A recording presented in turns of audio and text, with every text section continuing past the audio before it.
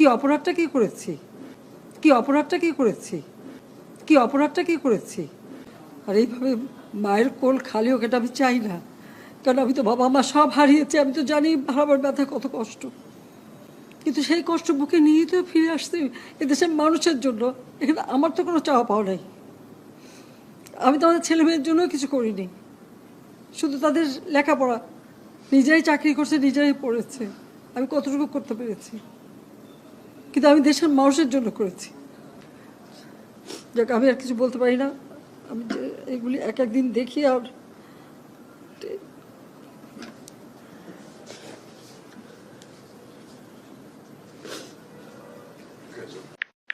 নাটক কম করো প্রিয়।